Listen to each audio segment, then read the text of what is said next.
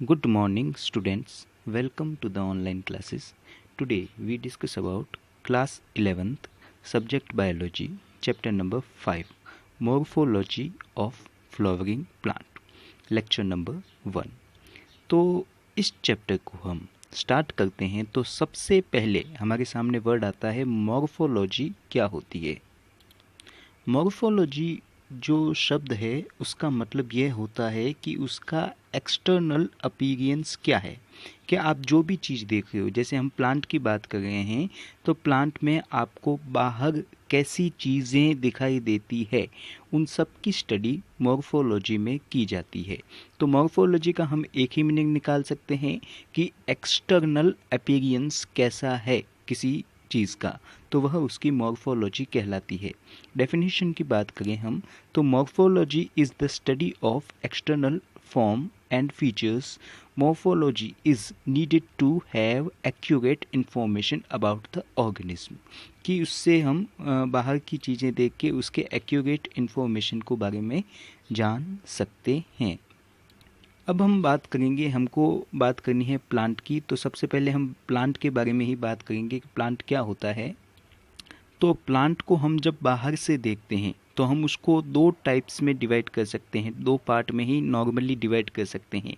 एक तो प्लांट का ऐसा हिस्सा जो ज़मीन के अंदर की तरफ है उसको कहते हैं रूट सिस्टम, और एक वह हिस्सा जो ज़मीन से ऊपर की तरफ है, मतलब ग्राउंड से अबव ऊपर की तरफ है, वो कहलाता है शूट सिस्टम। तो शूट सिस्टम आपको क्लियर हो गया, जो हमको बाहर ज़मीन के ऊपर दिखाई देता है। और रूट सिस्टम क्या होता है, जो ज़मीन के नीचे वाला हिस्सा होता है। तो एक एक करके हम देखते हैं कि क्या है उसका रूट सिस्टम, क्या है उसका शूट सिस्टम। तो सबसे पहले हम बात करते हैं रूट सिस्टम। तो इसके बारे में बात करें तो portion of plant below ground, जमीन के नीचे वाला हिस्सा रूट सिस्टम कहलाता है।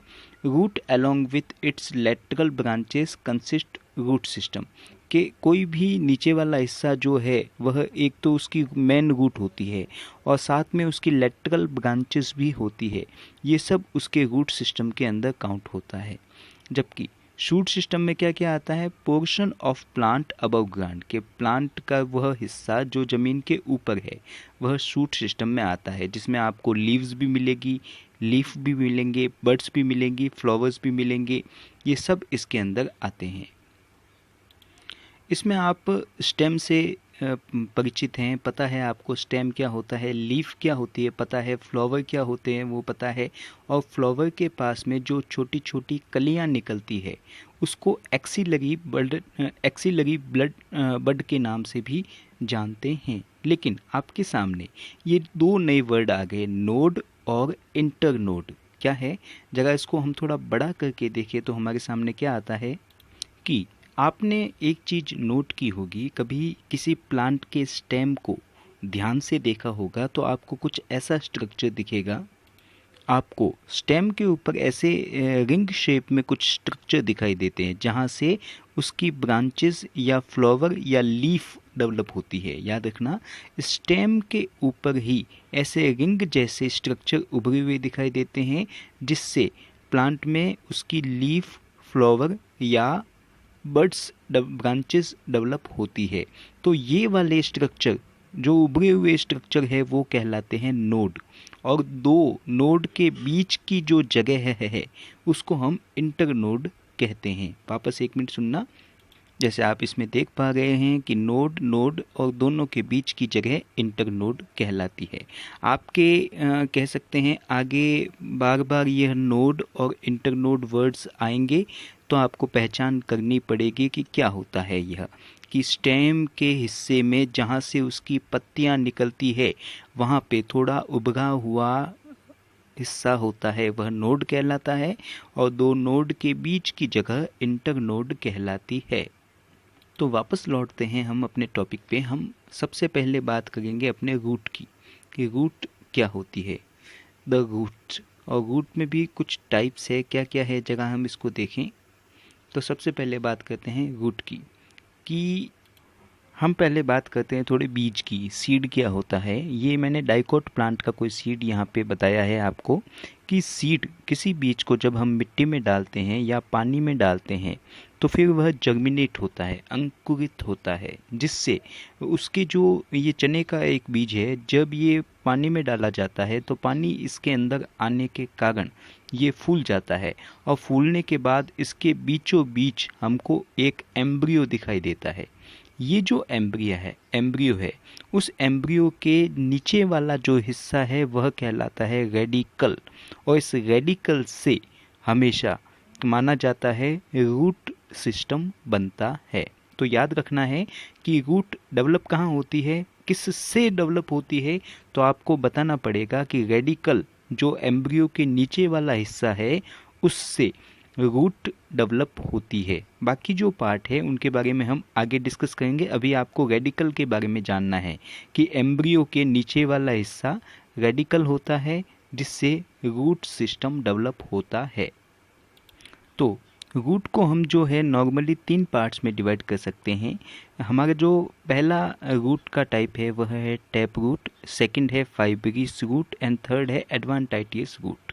तो सबसे पहले हम बात करें टैप रूट की, तो टैप रूट की डेफिनेशन आपके 1 मार्क का क्वेश्चन बन सकता है। आपको एक बात ही दिमाग में याद रखनी है कि किसी भी प्लांट में उसके रेडिकल से रूट्स डेवलप हो तो वो कहलाती है टैप रूट।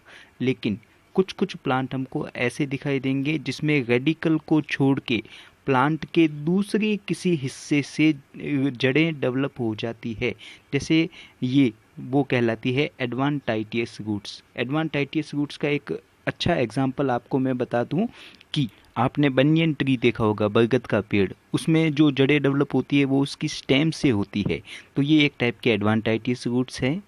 बरगद के पेड़ में तो हमने देखा था कि उसकी ब्रांचेस से जड़ें डेवलप हो गई है, लेकिन इसमें उसकी स्टेम से ये छोटी छोटी रूट्स डेवलप हो गई, वो कहलाई एडवांटाइटियस रूट्स। तो हम दो का कंपैरिजन करते हैं, टैप रूट का और एडवांटाइटियस का। बाद में हम बात करेंगे फाइब्रस रूट्स की।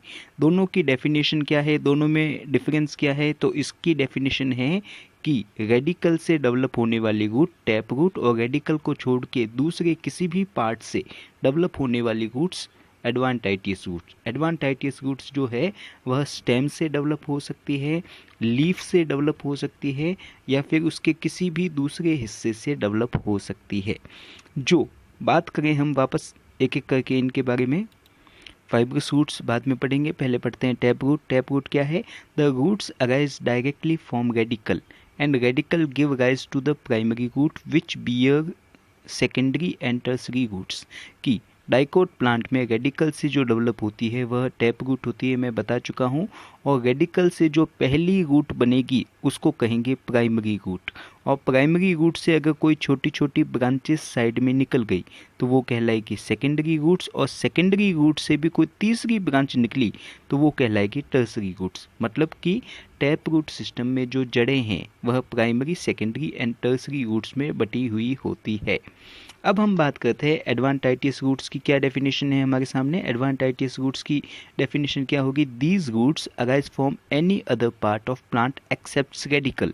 कि रेडिकल को छोड़ के किसी दूसरे प्लांट में रूट्स डेवलप हो जाए तो वह एडवांटाइटियस रूट्स कहलाती है, जैसे कि prop roots of banyan tree, prop root जो शाखाओं से ब्रांचेस से निकलती है, एंड मॉन्स्टेरा एंड ग्रासेस, उसके अंदर भी उसकी स्टेम से डेवलप होती है।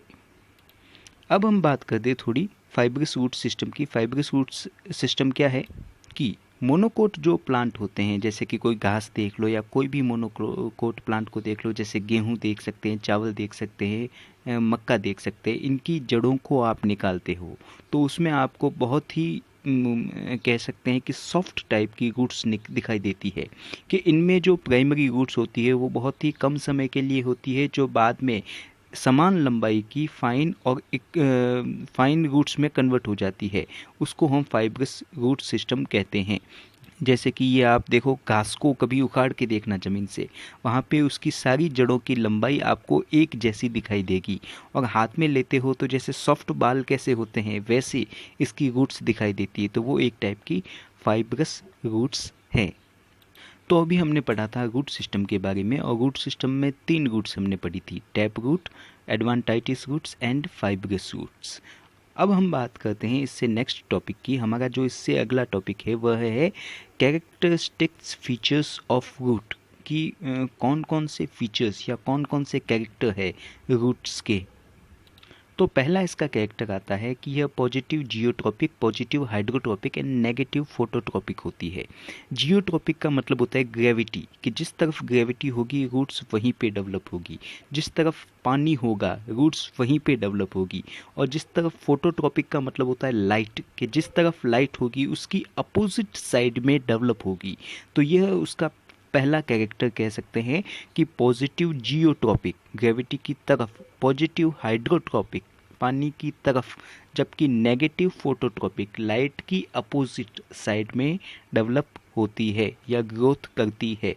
Do not bear node and internode, leave birds etcetera, कि किसी भी रूट में नोड नहीं मिलेंगे, इंटरनोड नहीं मिलेंगे, पत्तियां नहीं मिलेगी और कोई बर्ड्स या फूल भी नहीं मिलेंगे आपको अगर आप ज़मीन के नीचे वाला कोई हिस्सा निकालते हो। हमेशा ज़मीन के नीचे वाला हिस्सा रूट्स नहीं होती। जैसे कि आप पोटैटो, आलू को देख सकते हो, आलू के ऊपर आपको छोटी छोटी पत्तियों के जैसे स्ट्रक्चर दिखाई देते हैं, तो उससे ये कंफर्म होता है कि वह रूट नहीं स्टेम है। अदरक आप देखते हो, अदरक को जब निकालते हो तो उस पर आपको लाइनें दिखाई देती है जो उसके नोड्स है, और नोड्स कभी रूट्स पे नहीं होते, तो वो भी एक टाइप की स्टेम है। तो आपको याद रखना पड़ेगा किसी भी रूट पे नोड, इंटरनोड, लीव्स और बड्स नहीं होते। एंड लैक्स क्लोरोफिल, रूट्स में क्लोरोफिल भी नहीं पाया जाता। Vascular bundle have radical arrangement in xylem and phloem, कि इनके जो वेस्कुलर बंडल होते हैं, पहले तो मैं बात कर दूं वेस्कुलर बंडल के बारे में, आगे डिटेल में मैं आपको बताऊंगा, लेकिन अभी आपको मैं इतना बता दूं कि वेस्कुलर बंडल का मतलब यह है जाइलम एंड फ्लोएम, दोनों को कंबाइन फॉर्म में वेस्कुलर बंडल कहते हैं, जो रेडियल अरेंजमेंट के तौर पे पाए जाते हैं। मतलब एक जाइलम फिर फ्लोएम, फिर जाइलम फिर फ्लोएम, फिर जाइलम फिर फ्लोएम, इस तरीके से यह रेडियस में स्थित होते हैं। Lateral parts arise from pericycle. It is endogenous origin, कि किसी भी रूट के जो लेटरल पार्ट्स निकलती है, उसकी जो ब्रांचेस निकलती है, वह उसकी पेरिसाइकिल वाले हिस्से से निकलती है। पेरिसाइकिल क्या है इसके बारे में आगे डिटेल में बताऊंगा। अभी आपको ये याद रखना है कि जड़ों में उसकी जो ब्रांचेस निकलती है, जड़ों की साइड वाली ब्रांचेस निकलती है, वो पेरिसाइकिल से निकलती है, जो एक टाइप का एंडोजिनस ओरिजिन है। और सबसे बड़ी बात, रूट्स के ऊपर रूट हेयर पाए जाते हैं, जो मिट्टी में से वाटर एंड मिनरल का एब्जॉर्प्शन करने की कैपेसिटी रखते हैं।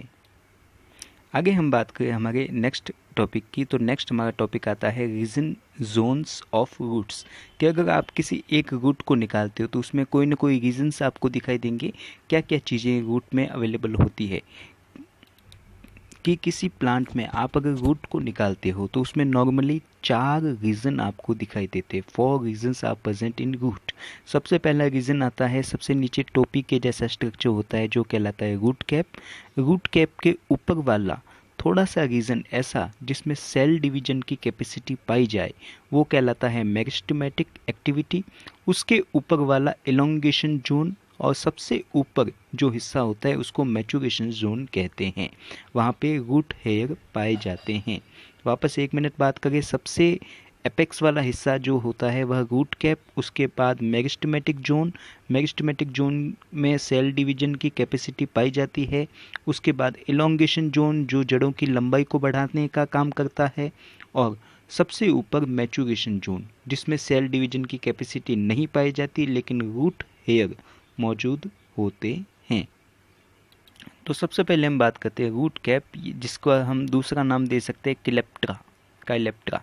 क्या है यह, जगह देखें इसको, कि रूट के टिप वाला हिस्सा एक टोपी के जैसा स्ट्रक्चर होता है जिसको रूट कैप कहते हैं, और जब कोई जड़ें मिट्टी में ग्रोथ करती है तो उसके आगे वाले हिस्से को डैमेज होने से बचाने के लिए यह रूट कैप हेल्प करता है। प्रोटेक्ट किससे करता है, कि मिट्टी में जब यह रूट ग्रोथ करेगी तो इसके आगे वाले हिस्से को घिसने से बचाने में हेल्प करता है रूट कैप।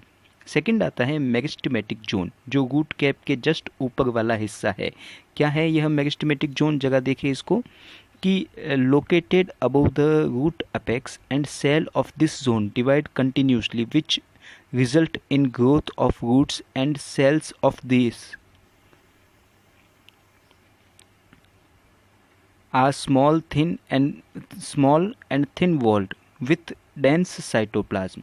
कि ये जो ऊपर वाला हिस्सा है इसकी सेल्स बहुत ही पतली सेल वॉल वाली होती है, डेंस साइटोप्लाज्म वाली होती है और इनमें सेल डिवीजन की कैपेसिटी पाई जाती है। बस अभी आपको इतना ही याद रखना है कि मेरिस्टेमेटिक जोन किसके ऊपर होता है? रूट कैप के जस्ट ऊपर वाला, और उस रीजन में जो सेल्स होती है उसमें सेल डिवीजन करने की कैपेसिटी पाई जाती है। थर्ड आता है उससे ऊपर इलोंगेशन जोन। इलोंगेशन जोन क्या है? इलोंगेशन जोन के बारे में हम ये कहते हैं कि इस जोन की जो सेल्स है वो डिवाइड नहीं हो सकती, सेल डिवीजन में नहीं पाया जाता, लेकिन ये अपनी लंबाई में बढ़ सकती है, जिससे जड़ों की लंबाई भी बढ़ती है। याद रखना, इलोंगेशन जोन की सेल्स में सेल डिवीजन की कैपेसिटी नहीं पाई जाती, लेकिन ये लंबाई बढ़ती है। जैसे कि आप छोटे से बड़े होते हो तो हड्डियों की लंबाई कैसे बढ़ती है, आपके हाथों पैरों की लंबाई कैसे बढ़ती है, उसी तरीके से इन सेल में भी अपनी लेंथ को बढ़ाने की कैपेसिटी पाई जाती है। मैचुरेशन जोन सबसे ऊपर वाला हिस्सा आता है। Cells of this zone are permanent in nature, कि इस जोन की जो सेल्स है उनका नेचर परमानेंट होता है, मतलब न तो वह लंबी हो पाती है और न ही उसमें सेल डिवीजन की कैपेसिटी पाई जाती है। The cells are mature and differentiated. इसमें जो सेल्स है वह पूरी तरीके से मैच्योर होती है और डिफ्रेंशिएटेड होती है। And this zone possess root hair. यहाँ पे रूट हेयर भी पाए जाते हैं। रूट हेयर का काम क्या होता है कि एब्जॉर्प्शन एरिया, सरफेस एरिया को इंक्रीज करना, कि जहाँ पे रूट हेयर जितने ज़्यादा होंगे उतना ही ज़्यादा एब्जॉर्प्शन मिट्टी के अंदर से पानी का और मिनरल्स का हो पाएगा। अब हम बात करते हैं, कुछ एक नोट है हमारे important. The cells of root cap secrete mucilage with lubricant its passes through the soil. कि जो रूट कैप की सेल्स होती है वह एक टाइप के म्यूसिलेज जैसे चिपचिपे लिक्विड को मिट्टी में छोड़ती है। तो आप कभी निकाल के देखोगे किसी प्लांट की जड़ों को, तो वहाँ पे उसके टिप वाले हिस्से पे आपको चिपचिपा लिक्विड मिलेगा। वह रूट कैप की सेल्स सिक्रेट करती है और वो लिक्विड क्या है? म्यूसिलेज। अब हम बात करते हैं कुछ स्पेशल नोट्स की, जो आपके किसी भी नीट एग्ज़ाम या एम्स का एग्ज़ाम या कोई भी दूसरे कंपटीशन एग्ज़ाम में पूछे जा सकते हैं। ऑब्जेक्टिव टाइप के क्वेश्चन क्या क्या आते हैं कि रूट हेयर जो है हर एक प्लांट में मौजूद होती है, लेकिन माइकोराइजा और पैरासाइटिक रूट्स में रूट हेयर एब्सेंट होती है। एक और नोट हमारे सामने आता है कि एक्वेटिक प्लांट जो होते हैं उनमें रूट कैप की जगह पर रूट पॉकेट सेल्स पाई जाती है। याद रखना है, एक्वेटिक प्लांट में रूट कैप की जगह पर रूट पॉकेट्स पाई जाती है। क्या है आगे डिस्कस करेंगे। And root hair are unicellular and epidermal extension, कि उसकी एपिडर्मिस जो होती है, बाहर वाली जो स्ट्रक्चर होता है, उससे वह निकलते हैं और यह एक टाइप के यूनिसेल्यूलर स्ट्रक्चर है। अब एक वर्ड यहाँ पे आपको थोड़ा कंफ्यूज करेगा, माइकोराइजा क्या होता है? तो आपको बस एक याद रखना है कि फंजाई जो है, fungal association with root of higher plant, it is known as mycorrhiza. आगे मैं इसके बारे में भी डिटेल में आपको बताऊंगा माइकोराइजा क्या है। अभी आपको देख ये चीज़ ही याद रखनी है कि जो फंगस होती है वह हायर प्लांट के साथ एक रिलेशन बना के रखती है, उसी को हम माइकोराइजा कहते हैं। जो हमें यहाँ पे इंडिया में भी बहुत सारे पहाड़ी इलाकों में जो पाइनस प्लांट मिलते हैं उसमें आपको रूट्स के ऊपर फंगस दिखाई देगी और माइकोराइजा आसानी से आपको दिखाई दे देंगे। रूट के फंक्शन की हम बात करते हैं तो फंक्शन लगभग हमको पता है, रूट के क्या फंक्शन होते हैं थोड़ी तो भी हम उनके बारे में थोड़ा डिस्कस कर देते हैं। कि provide incharge to the plant parts, कि जितने भी प्लांट है उसको मैकेनिकल स्ट्रेंथ देने का काम करता है। Absorb the water and minerals, पानी मिट्टी में से वाटर और मिनरल को एब्जॉर्ब करने का भी काम करता है। And synthesis of plant growth regulators, कि बहुत सारे प्लांट ग्रोथ करने के लिए जो हार्मोन्स होते हैं या आयंस होते हैं वो केवल रूट्स के ज़रिए ही प्लांट को मिलते हैं। तो ये हमारे फंक्शंस थे रूट की। तो इससे आगे का जो हमारा टॉपिक है वो टॉपिक है मॉडिफिकेशन ऑफ रूट्स, जिसके बारे में हम अपनी अगली क्लास में डिस्कस करेंगे। तब तक के लिए गुड बाय, थैंक यू।